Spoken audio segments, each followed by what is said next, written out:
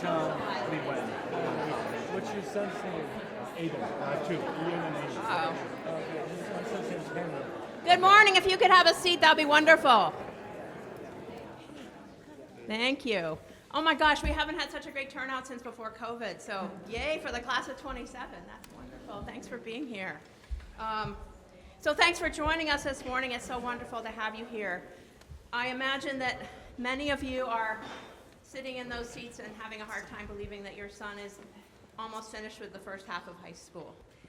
Before we begin, I just wanted to pause for a moment to acknowledge all the people who have lost their lives, their homes, and their businesses in California. I know they are front of mind right now, and we're sending our thoughts and our prayers to those who have been in the path of these devastating fires. My name is Sarah Gleason Ross. This is my 8th year here at Gilman after a long career in education, which I will not bore you with all the details, but the past 7.5 years have been nothing but a joy. It is such a privilege to work with such talented colleagues and students. Our college counseling philosophy is much aligned with the mission of Gilman School. We really aspire to keep each student's well-being at the center of this process, and ultimately it is our goal to help each student find the colleges which best fit them intellectually, socially, and emotionally. So before we turn to our speaker for his words of insight, I would like to introduce, or have the college counseling team introduce themselves, and we're going to offer you a brief overview of our timeline. And why don't we go, Anna, you want to start? Sure. Should I talk into that? That'd be great. We're recording this for people who can't make it. Hi, I'm Anna Follansby, Associate Director of College Counseling. This is my 11th year at Gilman. Prior to coming to Gilman, I spent 9 years working in college admissions, so on Ben's side of the desk. I am a former English teacher. I taught sophomore English here for about 6 years. I'm an advisor. I coach in the intramural program. I'm an upper school service learning coordinator, so a separate topic, but if any of you have questions about community service at Gilman, I'm a great person to contact. I also oversee the Senior Encounter program, which is the internship that seniors do at the end of their year, and I am a 3rd grade parent in the Gilman Lower School, and I have a daughter in 5th grade at Odyssey School. Hi everybody, welcome. My name is Matt Herman. This is year 14 for me. In addition to college counseling, I also teach a senior elective in historical fiction. I help with scheduling, so I work with juniors as they're preparing and requesting classes senior year. I also coach. I've coached soccer here, and I'm currently the JV golf coach, and I am a parent of an 8th grader here and a 5th grader here. Yeah. Good morning, my name's Ann Mickle. This is my first year at Gilman. I came here from St. Paul School for Girls, where I taught for 8 years, and before that I was doing college counseling at St. Timothy School and have spent many of those, the last 9 years also reading for GW, so evaluating applications there. My sports work is doing the scorebook for varsity basketball, which has been fun. And I will be in the classroom next year. Not sure what I'm teaching yet. We'll see what that is. And I have a senior at Friends. So I've just gone through the college process myself, which has been stressful and eye-opening. So I'm happy to share any of that as well. So welcome. It's nice to see you all.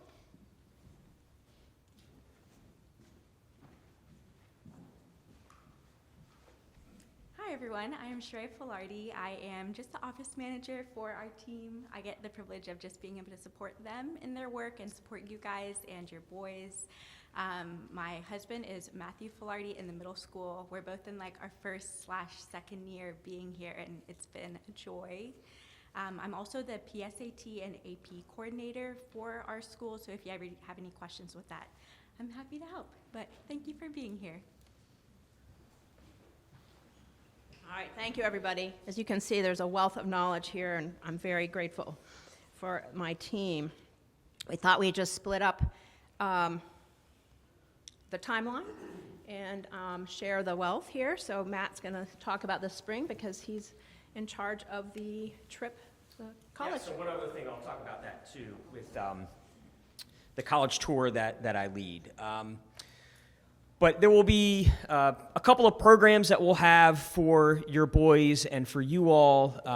The April standardized testing program, we bring in the director of Capital Educators to not really pitch his program, but really go over the testing landscape. He is an expert, and so he'll talk about the changes with going digital and the changes with the test.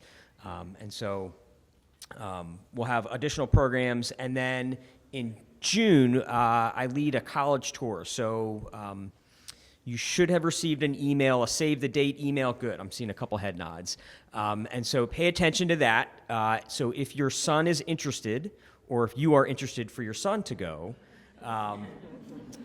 take a look at that email. We cap it at 30 students, and we take a bus, and this year we're heading north, and so we're seeing schools in New England. We're seeing Trinity and UConn, Harvard, Boston College, and either Northeastern or Boston University and Tufts. And so we see a variety of schools, big and small, selective and not super selective. And so if it fits your schedule, great. If it doesn't fit your schedule, or if the juniors take the spots before you guys are able to sign on, we do have a wait list, so sign up for that. But we are also happy to talk with you and kind of put together a local college tour that you guys could go on. So just down the road, an hour away, you could see a GW, a Georgetown, a Maryland. And so just in that afternoon, you could see a variety of schools. And so that is one of the things that we do suggest to go visit schools. What I like about our college tour is that it gets your sons excited. And so for sophomores, you're able to see schools. It's fun. You're with your buddies. And we are giving you the information of what to look at. And then next year, we'll head south. And so you'll see another half dozen or so schools. And so if it works for your schedule, you're able to see, a dozen or so schools and have a pretty good idea of the types of schools out there. So hopefully that's on your radar. And then June through August, Capital Educators runs an SAT prep class that's offered here, but there are also other test prep organizations that are out there, some ranging from free. So Khan Academy is absolutely free, and it links with your son's College Board account. And so they'll know, oh, you need help with geometry problems, and it will funnel you more geometry test prep problems. And then there's individual tutors and virtual tutors, Zoom tutors. So if you have questions about that, after the parent program in April, fire away. We're happy to answer those questions for you. So that's the sophomore year landscape for our office. Thanks, Matt. Ann, you want to come talk about the junior year timeline? So, starting in the fall, the boys will have an opportunity to meet with college reps when they come. So, through most of September and October, there are up to 4 representatives here every day. They will get emails each week to let them know who's coming. We do ask they sign up ahead of time, but if they forget, they can still show up. It's a great opportunity, particularly as they're sort of starting the college search, to hear what the representatives have to say, to ask some questions, to see what kinds of things representatives are talking about and what sort of matters. Like, do you apply directly to certain programs, or do you apply there after you get there, or things like that that are you don't know to ask until you've heard about it. So we love having them come. October is the PSAT, so the boys should have done them this year. Next year they will do them again. And it's on a score. So, and then we do recommend that they take their first SAT next year in the fall. Fall or winter. And that gives us, as we start to meet with them, gives us some valuable information as we sort of start planning and start strategizing their college process. If they, ideally, they might have done some test prep before then, or they may take a test and decide to do some test prep after, if that's the right path for them with their testing. We're seeing, until now, a lot of schools have remained test optional since COVID. More and more schools are bringing back testing. So it's still unclear what's going to be happening by the class of 2027, but we do anticipate more schools will be requiring testing at that point. The junior class college kickoff program is January this year. It's the first week of February, and we do that as a tri-school program with Bryn Mawr and Roland Park. And then we start meeting individually with students right around now. So all of us are sort of having our first week of meetings with juniors. And once we meet with the boys, then we can meet with the parents. So they get a questionnaire and you get a questionnaire to complete. Once they've completed it, we'll have our meeting, just preliminary conversation. At this point, we're really just trying to get to know the boys to be able to work together well for the next year at that point through this. So seminar for the juniors moves to college counseling now. So from now through April, their seminar class is focused on college counseling, giving them the tools they need to make sure they're doing what they need to do in the college process. We work with them on their scheduling their classes for senior year. So that will be also again this time next year. And then, sort of as Matt mentioned, sort of the college tour this summer. Certainly if you haven't embarked on college visits by then, spring break is a great time next year to be doing them.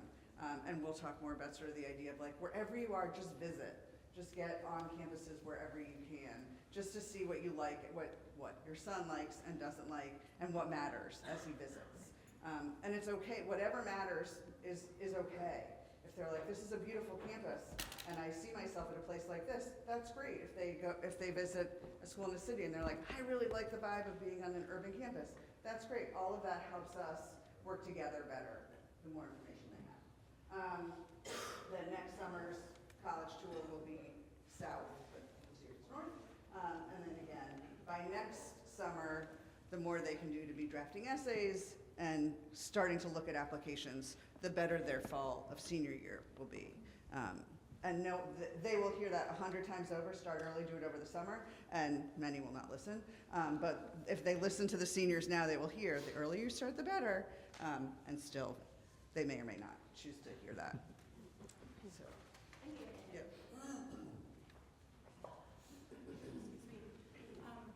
I won't spend too much time on this because I think I'm probably stealing a little bit of Ben's thunder about what sophomores might be thinking about.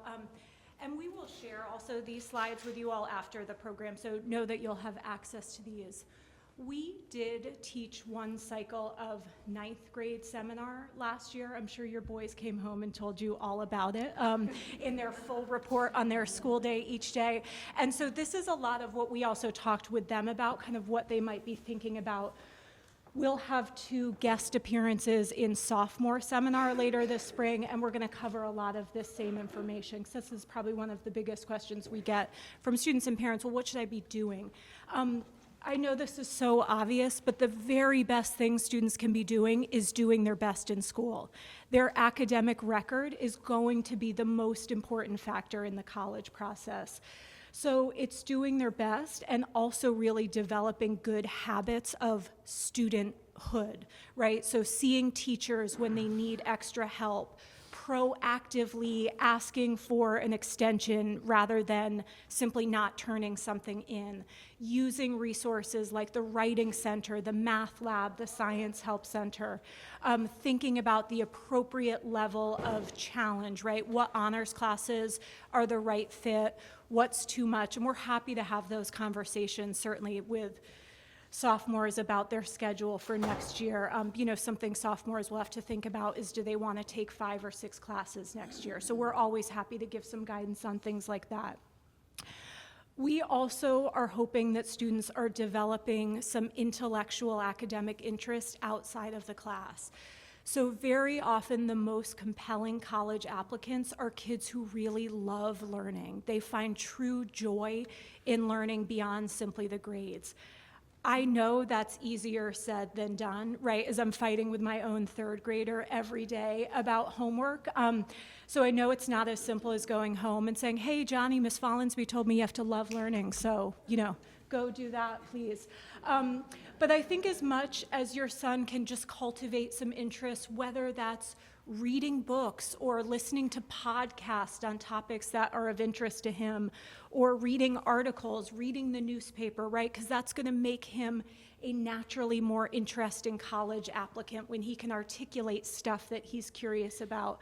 Our teachers are such great resources, right? So any teacher could say, oh, you love this topic we talked about? Hey, here's this article I think you might like, or here's an author I think you might enjoy. We're also, of course, encouraging boys to get involved outside of the classroom. There is no right or best activity or set of activities for the college process. Our college friends will talk a lot about the quality of involvement over the quantity, right? So not everybody has to play a sport and play an instrument and be a club president and have a summer job and do community service. Some kids have a couple things they're really excited about. Some kids have one area they focus on. Some kids do lots of different things. But if your son hasn't really started investigating the extracurricular life at Gilman, this is a great time to try writing for the news, or joining Model UN, or trying a new intramural sport, or doing community service. Which he'll need to do anyway. But certainly, again, we're happy to offer guidance on this. We hope kids keep building relationships with their friends, their coaches, their advisors, their teachers. And we ultimately also want kids to be healthy, right? So we want kids to be getting sleep. We don't want them up till 2 o'clock in the morning every single day. And so that's some of that, right? Like finding balance in their schedule, in their activities, pushing themselves, but still having time to take care of themselves and have friendships and have fun outside. I think Matt covered a little bit the researching colleges. One great also resource is that during COVID, all schools created very robust virtual programming. It's not the same as walking around a college campus, but I think especially if your son might have schools of interest that are further away, logging on for some virtual tours or info sessions can be a great way to get just a basic overview of a college in California or Chicago or Texas, to then say, okay, we really do want to invest in making a trip out to California, or, well, I looked at that, actually, it's maybe not as of interest. We also, this is not related to this slide, but we send a sophomore college counseling newsletter periodically, so you should have gotten one last semester. If that doesn't sound familiar to anyone, let us know, and we'll send one this semester, and then those will pick up with frequency as your son gets into junior and senior year. So know that you'll get periodic communication from us also about things like what might sophomores be doing right now, what are some suggestions. We keep lists of summer programs, so we'll send those out in our next newsletter if your son is looking maybe for something to do this summer, and certainly we're always happy to answer questions. I'll turn it back to Sarah. Thank you, everybody. And parents, how can you best support your sons right now? Yesterday, we had a panel of graduates come to speak to our seniors about the application process and transitioning to college. And as always, these graduates, Gilman students, did not disappoint us. Their wisdom and thoughtfulness was inspiring, and each one emphasized the importance of finding balance and promoting wellness in the college application process and in their lives. So they are listening to us. Anxiety and stress are inevitable in life. College application process is no exception, but we have found that one of the best defenses against anxiety is the sense of agency. So we believe in trusting the process and encouraging students' ownership of their own journey.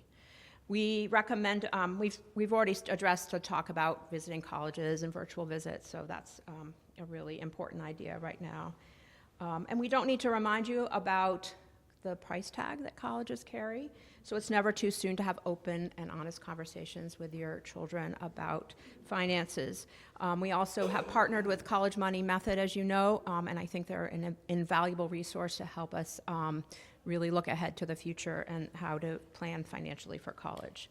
There are many great resources available to you, and we have a list here on this slide deck at the end, and we will share this with you, as Anna said. But our two favorites are The Truth About College Admissions, written by two of our colleague and friends, college counselor and a dean of admission, and The FISC Guide. That's our favorite college guide. We believe that the sophomore year is a time to learn, read, and become an educated consumer about higher education opportunities. And of course, we're always available to answer any questions you might have. College counseling is all about great communication and collaboration. It's collaboration between our office and you and your children, as well as collaboration between our school and offices of admission. So as an example of that collaboration, this morning we are delighted to have Ben Toll join us as our guest speaker. Very grateful that he got up very early this morning to make the drive from Washington. Ben is the Dean of Undergraduate Admissions at George Washington University, the George Washington University, where he has been a member of the admission team for 12 years. He is responsible for leading domestic and international enrollment efforts for both first-year and transfer students at GW. During his time at GW, he led the implementation of GW's test optional application evaluation process and has expanded opportunities for transfer students. He also serves on the board of GW's online high school. He previously worked in undergraduate admissions at St. Mary's College of Maryland and the University of Minnesota Morris. He received his BA in Economics and Sociology from St. Mary's College of Maryland and an MS in Project Management from the George Washington University School of Business. So please join me in welcoming Ben to Gilman.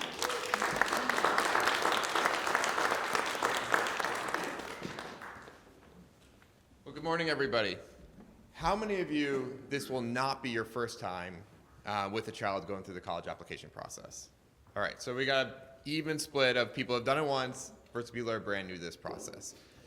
Even if you've gone through this process, you come through it and you kind of like don't know what happened, right? Like, how did this all work out?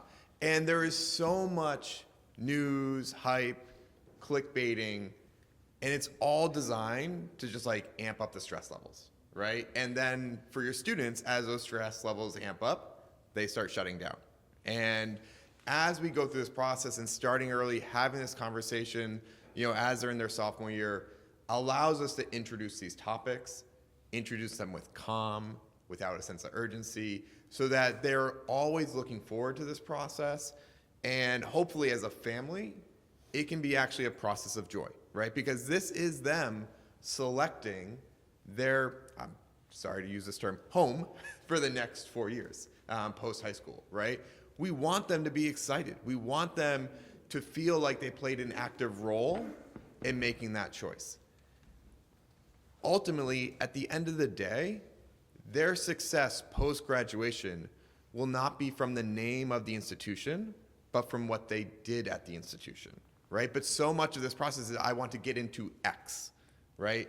But if we go through this process well and they're able to identify colleges that they think are a great fit for them, then when they get there, they will take advantage of all the different things, right? And so like, look at my experience, right? I spent the last 12 years at GW, urban campus. Yesterday I'm trying to figure out how to get home and avoid a motorcade because of the Jimmy Carter's funeral, those sort of things. When I'm down at St. Mary's College of Maryland, we got none of that. I'm just like trying to figure out like, when can I go sailing, right? And so like different experiences for different students. And so the idea for you guys as you go through this process is really this process of self-reflection of who is my student, where do they excel, where do they shut down, where do they step up to the plate, where do they back away? How do we use this as a process to identify those institutions that will provide that right environment for them to thrive, right? Because you want them to go to college and do what I call all the things, right? I think about it from my experience at GW is like, if you come to my institution, if you go to class, write your papers, do well in your exams, you earn the right to graduate. But if that's all you did, like I think you totally blew it, right? You were like 3 blocks from the White House. I want you doing internships. I want you going to Supreme Court oral arguments. I want you taking advantage of the Smithsonian museums, all these different sort of things. If you would put me as a 17-year-old at GW, I would not have done the things. I grew up on an island in Rhode Island. Like, I only went to the big city, Providence, twice a year to go to the dentist, right? Like, it's just, that wasn't who I was at that point in time. And so I needed that small college environment where I could gain that confidence, gain mentors in the faculty, have, like those, sitting on the campus center patio, having conversations about XYZ theory and philosophy with your faculty member, right? Like, that's what I needed to unlock my potential. Versus the students that I work in my applicant pool right now, like, they're like, all right, how many classes do I got to go to so I can go do this internship, right? It's just a different mentality. And so this is your process of understanding your student. And as they go off and they think about it and they imagine these different places, you'll see these reflections within themselves, right? When you're talking about this college tour, even if your student has no interest in any of those Northeast colleges, it is of value because they're going to see different types of colleges. They're going to see, urban institution like BU or Northeastern. They're going to see a small private like Trinity. They're going to reflect on those differences and start to say, okay, here's how I felt. Here's how I imagined myself at these different places. Those of you who have done this process before have gone through the experience where you flew to visit a college, you got out of the car, and within 30 seconds your kid said like, this isn't for me. And you're like, well, we're doing this tour because we just flew here. But you also know, even though you're still going to do the tour, there's no chance your kid's going there. Like, that their mind is set, and it will drive you crazy because they can't articulate to you why. But you will have that experience. And so for those of you who knew, just prepare yourself. It's going to happen as you go through. But every one of these visits is a learning experience. And as we have conversations afterwards, it helps inform how we go about this next. A couple other things to kind of touch on: the importance of the transparency within the family about the role that finances will play in this process. I unfortunately see every year a small cohort of families that we get through the entire process, everything, and we think we've admitted the student, we think we've put together a great aid package based on their FAFSA and financial information, but the family was hoping for something different.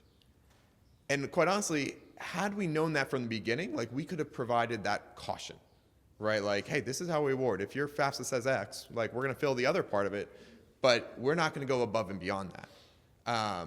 And that conversation never happened within the family. And so now you have tension within your family because we didn't tackle this up front, right? And I think that's one of these things, like, hey, if you're a family that you're going to do your FAFSA, it's going to tell you, all right, this is what your family contribution is. And if you're, looking to each other saying like, yeah, that's not going to work, like, there are solutions there, right? There are schools that maybe omit more with heavier amounts of merit scholarship.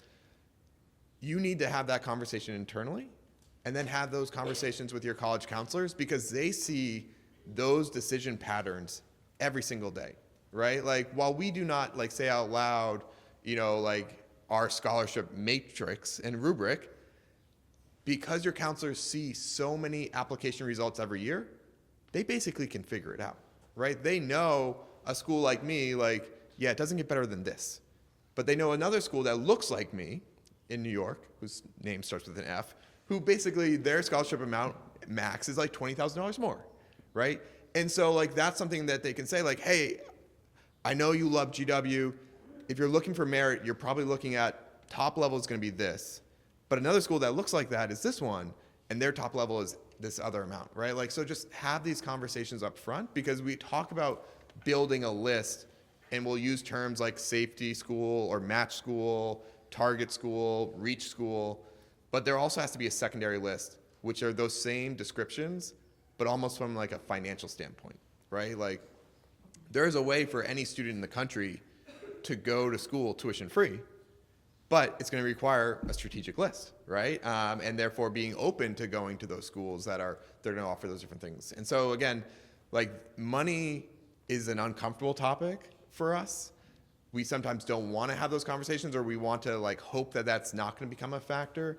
But the better we have it in the front side of the process, we can set expectations, and we can also use resources like your college counseling office to help drive how we build that list out, right? Because there might be great schools that would be amazing financial fits for you that might not be on your radar, right? And they can help you kind of add that in. And so that just gives you more maneuverability through this process.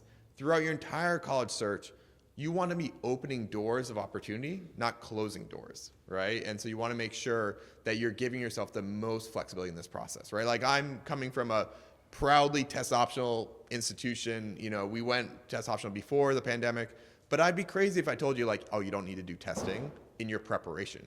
Like you still want your students to do it.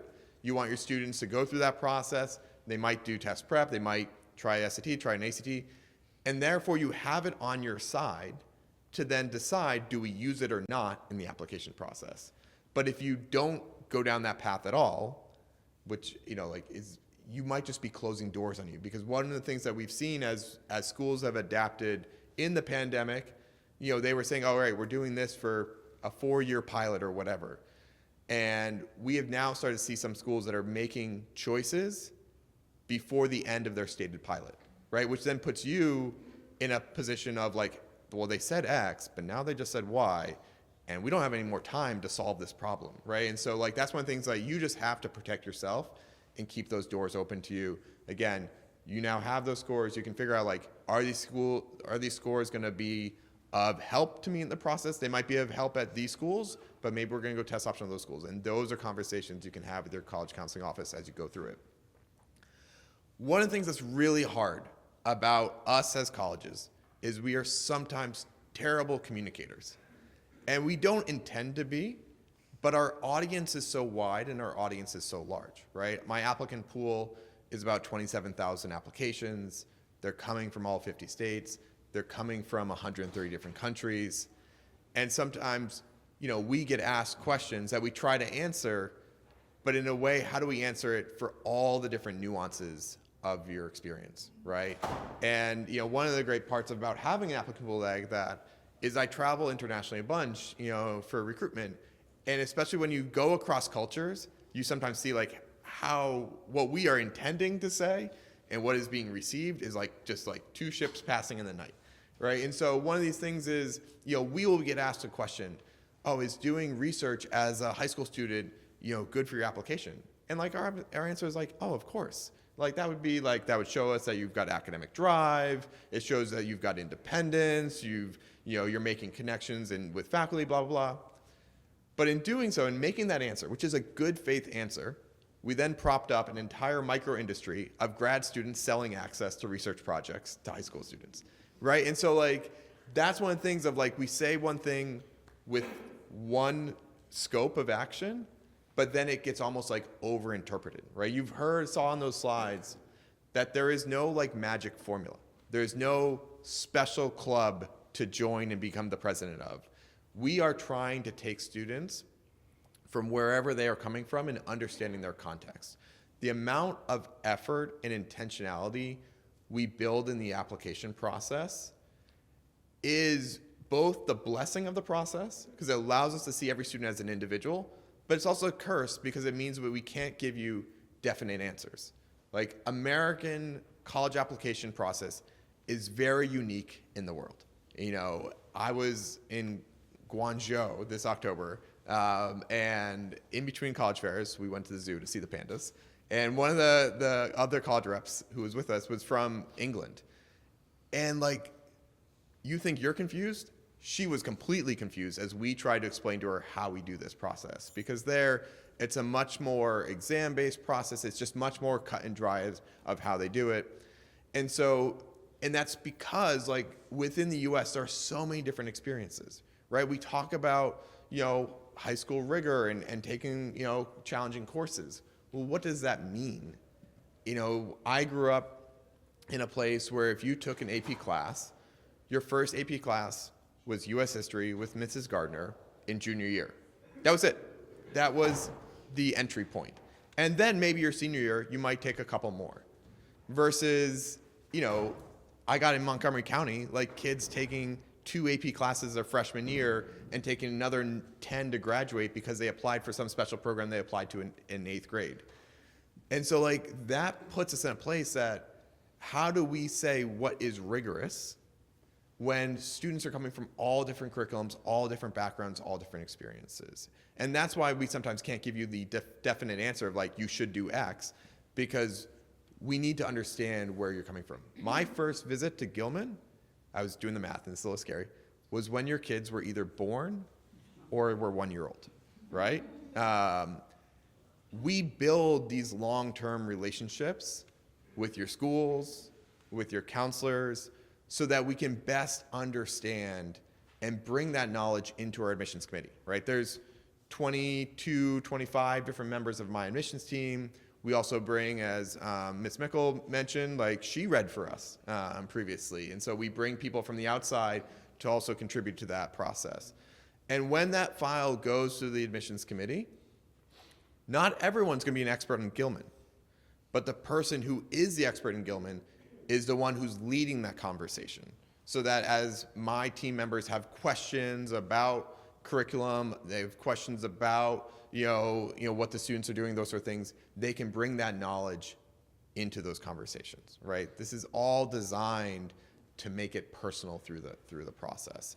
And so, hopefully one of the things that you just kind of come to understand is we are invested in getting to know you. We're invested in getting to know your schools so that everything can be considered in it. We still can't control what the results will be, right? And it depends on also the schools that you're applying to. One of my good friends, we work together, both right out of college at St. Mary's, is my equivalent at Hopkins. Like, I think his job sucks, right? Like, he has to say no so many times. Like, it's hard to go through that process. Like, people see the admissions office as the place that's, they say no, blah, blah, blah. We want to say yes. It is no fun going through a denial. Like, I have a crisis of confidence, my first deny decision, every single application cycle, because we know how much your students are putting out there to us, how vulnerable they are. Like, this is a bizarre experience for them to basically open up the last 4 years of their life, put it all out there on the page, for them to then be judged, right, in this kind of high stakes environment. And part of our jobs as parents is to be ready to help them process bad news, right? I got denied by my first choice college. My life is A-okay. But in the moment, they don't know that, right? Because they've put so much hope and effort into this process. And how we let them process that information and then pivot to all the opportunities that are in front of them, no matter what that initial admissions decision will be on a particular college, their life trajectory will still be the same, right? And it's about helping them realize that so that they don't go through this process with regret. Most of our students, by the time they are a senior in college, they struggle to remember what other colleges they applied to. And yet we've put so much energy and so much focus on the front side of it about these choices. And so, we just have to help them go through this process, put some, maybe some emotional bumpers, like if you're at bowling, around them just to help them support as they go through it. So that, again, they can get to that point of then really making that choice about how am I going to really thrive in these environments. The articles that are out there, they're designed to a little bit scare you, right? They're designed to drive you to just, almost quite freak out, right? And there's a whole micro industry built around this as well that's popped up. And so just go with this with confidence that you can navigate this process. It will require some time management skill sets in your students. And we'll call it some individual responsibility management in your students. 27,000 applications. On my deadline's January 5th. On January 4th, I have 14,000 applications. 10,000 applications, almost half, come in the last 24 hours. I don't know why we do this to ourselves. I'm pretty sure on December 31st, all the things were there and ready, right? They knew they were applying to GW before that point. And this is where they can get themselves into trouble, right? Like, we try to work really hard on our application of what questions we're asking of. And every year, like January 10th, like, oh, I didn't know I applied for that. Oh, you have an honors program? Like, yeah, there was a question that said, do you want to apply for the honors program? You click no, and yet you're emailing us on January 10th. Like, what is going on? And so, like, we're now at the point that we actually email them what we call a receipt, that these are the 10 most important selections you made on your application. I'm applying for financial aid. I'm applying to this program. I'm applying with testing, without testing, those sort of things. And we say, like, hey, no judgment. If you need to make a change, just go to this website, make the change. But, like, helping them not do it on January 4th or whatever the day before the deadline is helps them make sure that they have the time to go back and review and make sure that they're just not, because they're trying to do this for 5 colleges all in the same night, that they don't make some of those self-imposing mistakes. Because while I'm a nice person, not every college is, right? Some of those colleges, like on January 6th, they start reading. And it's like, well, look, you're already in this pool. Like, this is already the committee that you're in. We're reading you for these different reasons. And so just helping them be in a position to be successful. You know, many of your students will apply to University of Maryland. Like, University of Maryland is, and Nick Orban is my friend. I see him on the bike path because we live in the same neighborhood. Like, they are serious about their deadline. And not hitting that deadline can have dramatic consequences in admissions outcomes. Me, I'm a little bit more flexible because I'm a nice guy.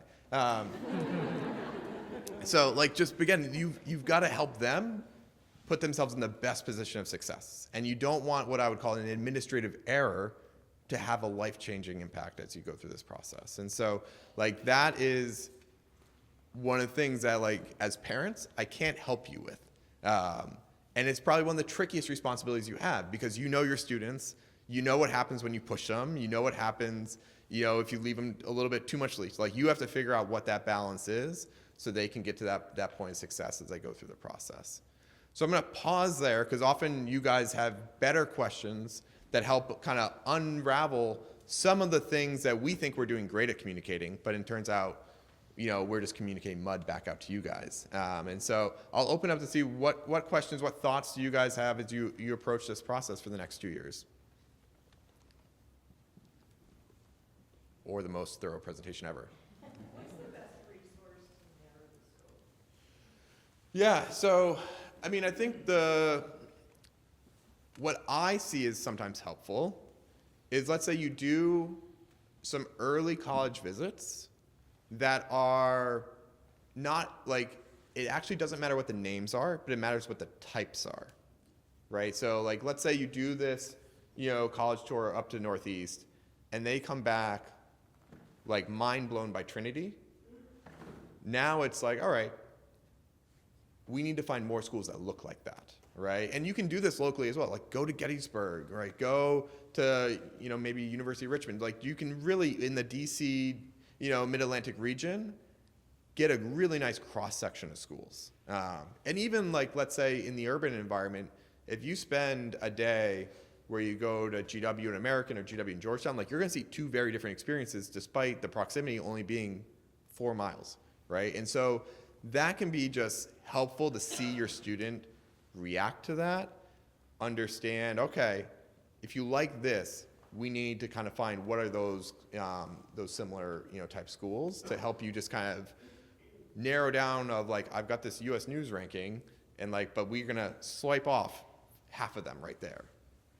Is there a reputable source though? I don't want to get stuck in clicking the wrong thing and going down the wrong path. Is there a reputable source that's like, these are the 10 most important things, and it takes the college selection from like 500 to 50? Sure, there are a lot of tools. I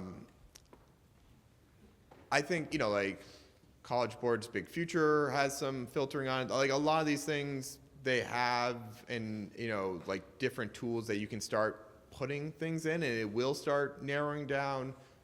Quite honestly, and we didn't get into this, like, on the AI side, like, there's some tools that by the time your kid's probably a junior will be even different, like that as you start suggesting X, it'll bring those things up. You know, there's no perfect tool out there as they go through the process. And I think it's just a matter of, you know, the nice thing too is, like, they have a really tight-knit network here. They're, you know, let's say they're on the soccer team and they know last year's seniors where they are, and they're friends with them, right? Like, just even hearing those personal experiences can be very impactful. Yeah.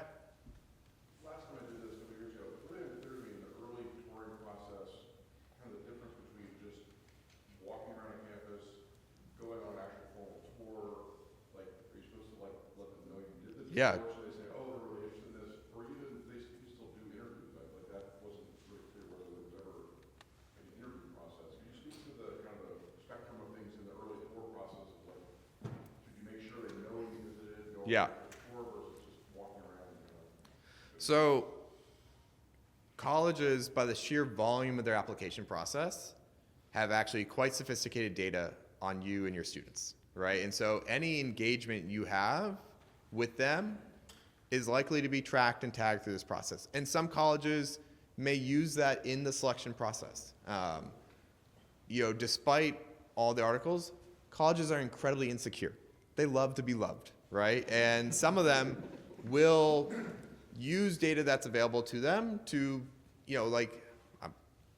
impact their numbers that they report out to boards and things of that nature. And so there is always value in you letting a college know that you're coming to visit. And even, let's say, if it's tomorrow, like, we're not open for tours tomorrow, but like, you can reach out to the admissions counselor for the area and say, like, hey, we're gonna be in the area, do you have a self-guided tour or something like that? And therefore, at least now there's a record that they know that you explored the campus.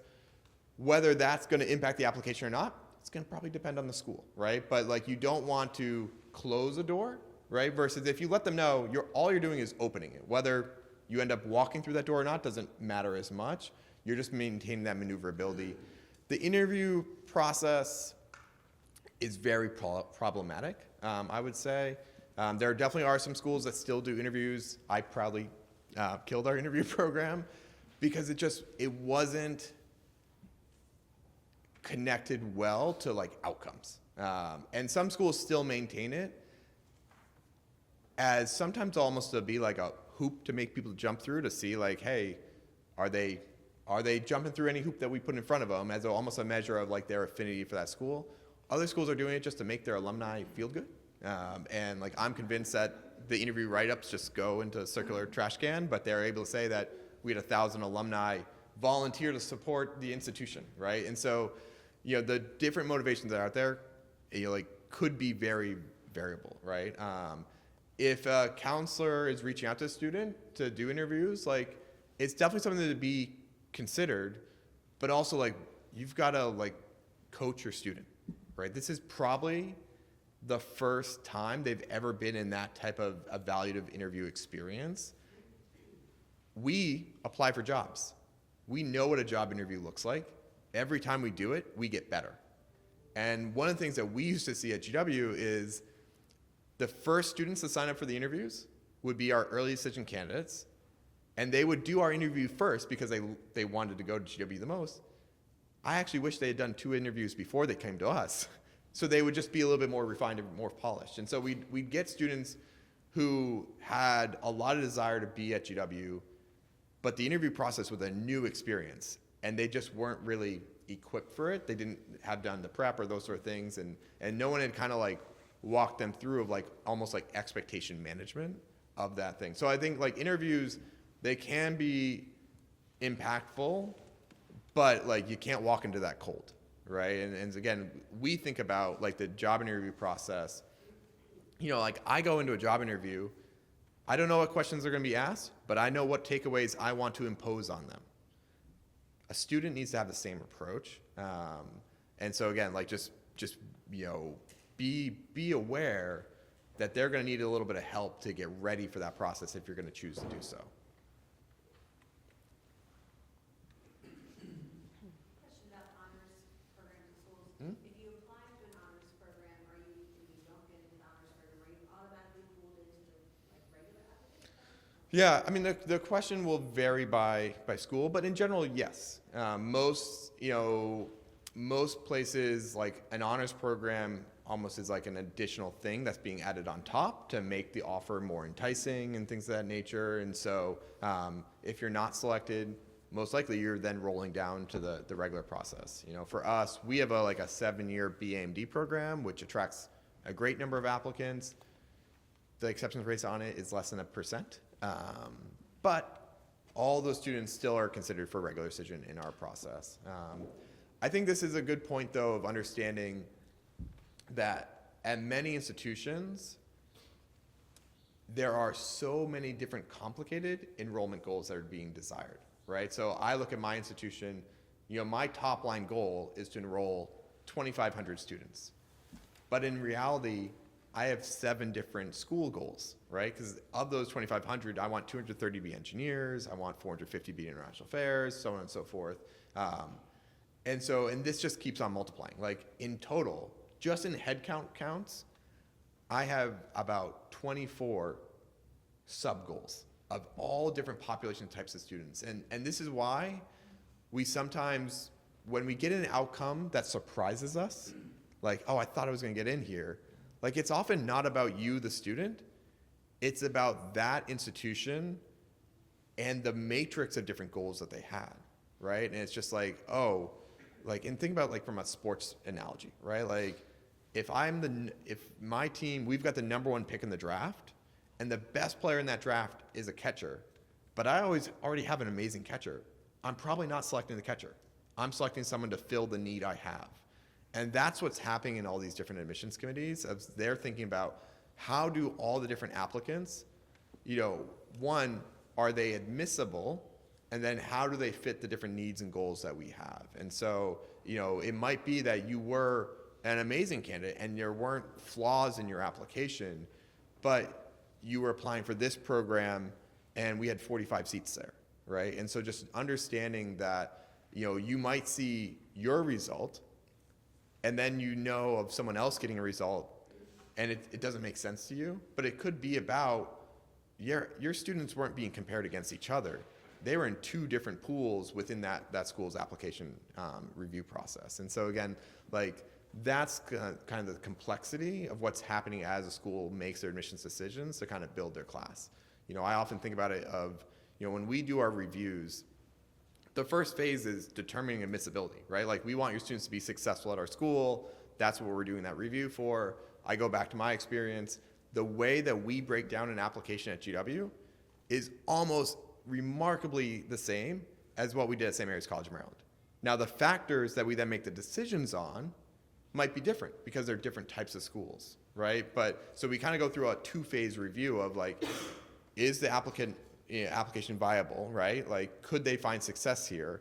And then second phase, how do they work into the class that we're trying to build within the institution? And so especially as you get to the larger schools, you're going to see just more of that complexity. You're going to see schools that have you apply to the institution or schools that have you apply to a school or college within, right? Where there might be different requirements, different expectations for different types of programs. As well, you'll see the complexity. If you don't get into that program, do you get rolled in? Or is it make or break, like you were considered for engineering? If you're not selected for engineering, that's the end of the process type deal. So, you know, again, these are things that, you know, it can be a little bit hard for you to figure out. It's one of the things that you can do when you're on a college talking to an admissions counselor, or if an admissions counselor is coming to visit Gilman, just allowing your students to ask the questions to understand the actual mechanics of the review process, to figure out like, all right, how do I put myself together in the best possible light? So that means it's worthwhile to ask that question then to the college. Oh, absolutely. Yeah, I mean, I think, you know, and they're not trying, like, they're not going to be dodgy about how they answer that. It's just like, it's our everyday, so it's like, for us, it's our given, and we sometimes, you know, don't know kind of what your perspective is, right? And so just as we hear what a student's interest is, we're then able to give advice about, okay, this is how you want to structure your application, and make sure that you're doing so in the best possible way. There's a question, yeah? So I'm a little bit curious, along the lines of what we were just talking about. If you as GW, for example, you come to Gilman and 1 year you've got 15 applicants from the class and another year you have 1 applicant, how does that change your perception? It's one thing if you're looking at Gilman versus all the other schools, similar schools in the area, but if you've got a larger applicant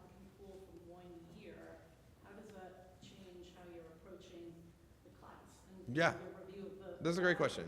Yeah, there are like no quotas by high school, right? So, we might have a year where we have 15 applicants from Gilman, we offer admission to 11 of them, right? We might have another year where we have 10 and we offer admission to 2, right? Like it's going to come down to their credentials in the pool. And so, and that's one of the things, especially like, where we have schools that we see one applicant a year, one applicant every other year, and then we have schools that we have 30 plus applicants from. The one thing that we do with high school groups is when we go to that committee process, we do talk about them all at the same time because, again, it's that making sure the whole committee understands the curriculum, the structure, the background, those sort of things, so that that knowledge is the beginning starting conversation before we even discuss any individual candidate. But we are not like throttling how many we're willing to take from a particular school through this process. Because, we want to build the best class and we're going to select the best students. And so like, if we were to like, we only take half, right? Like we could be getting in our own way of building that best class. Yeah. So again, it is interesting in that your students are not competing against each other, right? Like there's sometimes that fear, or there's a fear about like, well, this school up the road has this program and we don't have it. Like, again, we try to make sure we keep it kind of micro focused on their individual school environment. Yeah. Regarding that same question, since you work at other schools and you're friends with other people, do they do that same process, or does it depend on the school? So I would say most schools that you're applying to, you're going to see something similar, right? There definitely are places, when you are in the very large volumes where they perhaps are going through a different style process just due to the volume that they're handling. But like that's the reason that we try to maintain these like long relationships with college, with high schools. And, versus like one year, let's say on my team, Jordan comes to Gilman, the next year sending them to Ohio. Like that doesn't make sense. Like we want to be always continually investing in those relationships. And those staff members want to read those files, right? Because like they're excited about your students. They got to know them. They've been in dialogue with them. Like there's nothing that brings more joy to an admissions officer's face than when they see an application of a student they met, right? Like, so they want to be able to share those experiences with the broader admissions committee. So it's not just reporting out, this is their GPA and this is how I rated their essay, but like, oh, actually, I met this kid.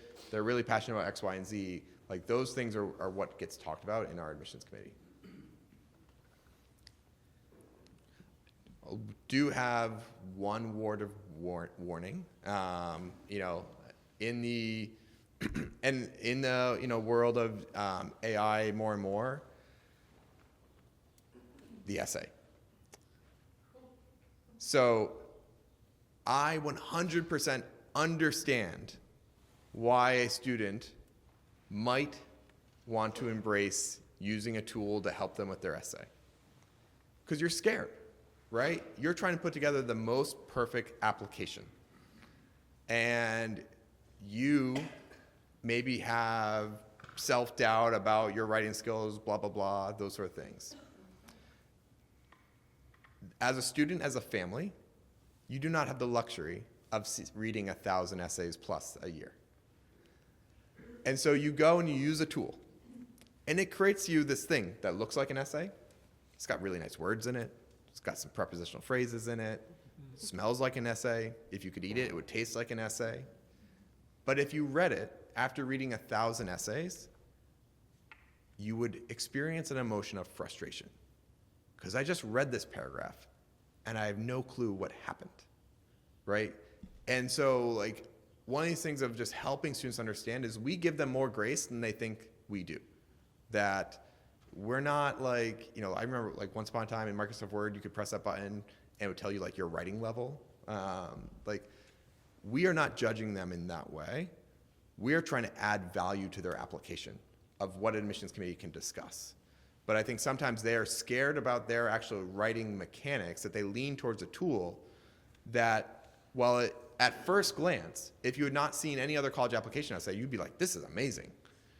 But there's no substance to it there's no story that I can then take to share with the admissions committee, right? Because that decision's being made in terms of, is it good or bad, in terms of writing skill, but what we're actually looking for is information that can inform the admissions committee, right? And understanding who the student is, those sort of things. And so like I tested this out last year. Every year we do application reader training. It's a 2-3 day event where we make sure that everyone's on the same bell curve. We're making sure all of us are on the same rubrics, those sort of things. And as doing that, I did 4 different essays for staff to review and talk about. And I did one where I put it through an AI tool to help generate it. And one of my readers, who's been doing this job for over 20 years, within 30 seconds was like, I feel like this with ChatGPT. And she was right. Like, I didn't actually think it would be that fast. But again, it's like, you read this paragraph, and I feel like I know it's words, but there's nothing behind the words, right? And it's hard to like describe to you guys, but it's also an incredibly frustrating experience because like our time is so precious in this app review process. And if I'm reading something that I can't use to advance you forward, like I'm actually disappointed, right? Because I want to advocate for you in this process. And so like that's just a thing of caution. God only knows what these tools look like 2 years from now when your kids are applying. But just know that like the point of the essay is not the most perfect use of a semicolon. It's about understanding something about you that gives me more confidence in my gut decision to offer you admission, right? Like no admissions officer has ever walked down the hall to one of their peers and be like, you gotta look at this transcript, it's a 4.0. Like that doesn't happen. Like good grades are expected. But staff members will share essays with their colleagues because they think there's something that other person needs to know and needs to read, right? Like that's what we're kind of getting out of this process. And so like, to me, your students in this crazy way, we've built the college application process in the US, they actually have a voice at the table, right? Their essay is important. It is a place where they get to communicate directly to us. And so to like basically almost like neuter your own voice by turning it over to somebody else, like I wouldn't want someone else to do my job interview for me, right? Like that's what this part of the process is. And so just helping them maintain that perspective of, again, it's not about did you put the semicolon in the right thing before the independent clause, but again, what is a college going to walk away from this essay understanding? And again, how does it help them get to yes on that application process? Thank you. Oh, I have one last. Okay, go ahead. Just having gone through this with my daughter, we were at a college tour, and the admissions officer was talking about the application and supplemental questions. And supplemental questions are typically optional. Hmm? And the admissions counselor was like, they're marked as optional, but they're not really optional. So Hmm? what's your take on that? It's going to vary by school. They're optional for us. I have tested if there are different behavior patterns based on who submits and who doesn't, and actually enrollment results, and there are not. I think a lot of people believe there are, right? Like if they did the supplement, they are more interested in us, and they are therefore more likely to come. And so like that's one like you gotta ask that question. You will get a lot of that answer, right? Because I think at a lot of places it is. I think some people also just like as the number of applications keeps increasing per student, some colleges also realizing like we don't need to make this the most bizarre obstacle course for a student to apply, and therefore have moved into optional. I'm probably going to kill my supplement in the future unless you're applying for a special program like honors, or like where we have like different questions. Like if you apply for honors, we have a question. If you apply for that BMD program, we have a question. If you apply for journalism, and I might kill in the future my generic GW supplement and only require it if it's for one of those programs where that supplement will play a driving factor in the review process. Like just for kind of inside knowledge, when you apply for honors at GW, we review you for admission. Honors will review you for their program. They don't even look at the transcript because they assume at that point it's not about academics, it's about fit for the program, and therefore their decision is solely down to that question. So it really plays a high stakes role in that part of the process. But again, different colleges will structure it different ways, and like that's what, you know, that's why you're engaging with colleges through the process, right? When they come to visit, you know, like have your student do the homework beforehand so that they know what is the structure of that school's application, so they can ask the kind of that informed question. Well, thank you all and good luck.